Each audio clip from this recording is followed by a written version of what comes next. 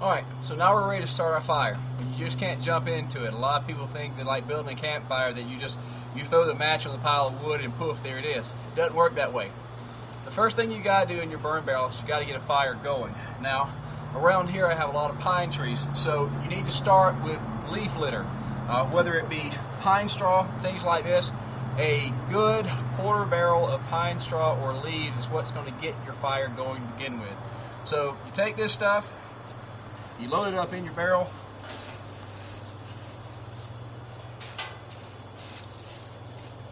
and then you get everything else set up. Now, in one of the earlier videos, I talked about this little guy right here. This is one of the blowers that comes from Granger. And once again, for everybody, the model number on this guy is 4C440. And you'll hear me refer to that. You got to understand, it took me about 2 years to figure out this is one of the better blowers for blacksmithing there is out there. So if you don't have one of these guys, you might need to get one. Now, I use this to force an air blast. You don't have to have one of these. It can be left to be by itself. But normally when I'm getting the fire started and I'm bringing everything up to temperature, this guy helps. You notice I have a little flange built onto the barrel here. So all I have to do is take a clamp, set that guy on there, let me tighten it up just a little bit, and I've got a furnace blower going right there. I plug it in and she's ready to go. I can even control the air blast by this little flap here. So now, even though that you got your pine straw, your leaf litter in there, it's not going to be enough. You're going to get a real fast burn. It will burn up very quickly. So you've got to have a little extra fuel on top of it. That's where twigs, pine cones, and branches like that come in. You want to put a good several handfuls of these guys in there to give it a little bit of staying power. And this is how you get everything going to begin with. So I'm going to load this bad boy up. And we're going to go from there. Alright, we've got our fire going, and this is the first burn. So now that everything's cooking pretty good, we're going to start adding fuel to it. Now, one other thing I want to tell you, if your fire starts looking a little puny, maybe the bottom trash is burned out and it really isn't going like you think it should go, don't be afraid to add a little extra fuel to it. It's all going to end up as ash or charcoal in the end. So if you need to add a little more extra pine straw or whatever, feel free to do so.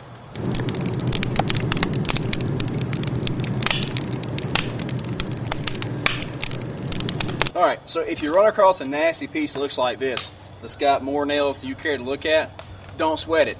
The nails will burn out of the wood, and like I said, they'll melt the slag if you're really burning hot. So don't sweat. If you find a piece that's got nails and a bunch of metal in it, use your handsaw, cut it up, and burn that sucker.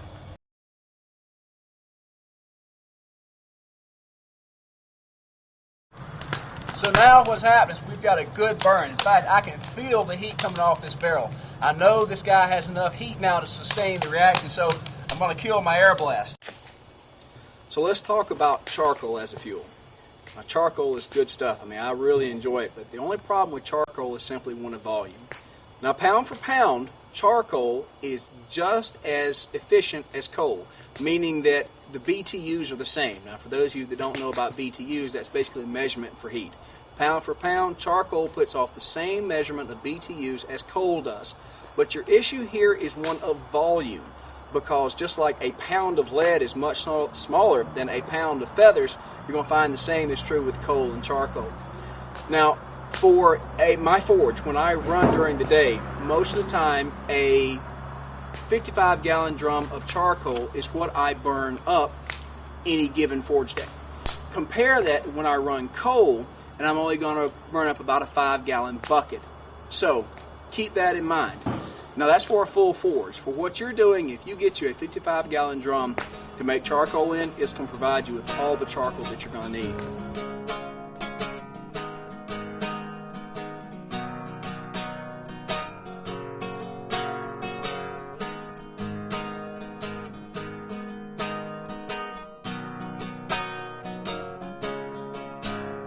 Alright, so let's take a look and see what we've got. And as you can see, almost all the wood has now turned down into coals, and that's what you're looking for. Now, I have not put a full load in this barrel, because normally what would happen is before it got to this stage, I would actually take it and put new fuel on top of it. Now see, after all that stuff we put in there, that's the only yield from it. So, but what we're going to do right now, for the sake of time, we're actually going to transfer this over to a second drum which is here. And this drum can actually have a tight seal. Now normally I wouldn't be fooling with all this if I had made my first drum right, but hindsight's always 20/20. Alright, so now we've transferred it to a barrel that we can actually seal. I've got my top, and once again, mind your safety. Heavy insulated gloves never hurts when dealing with hot stuff. Slide this over. Just make sure she's bumped down good. Alright guys, so let's take a look to see what we got. Safety first, put your gloves on, just in case it's something that ain't quite cool off in there yet. Now, here you use the big piece of charcoal, but I want you to look very closely how this guy is cold all the way through. It breaks up very easily, crumbles up. That's what you're looking for.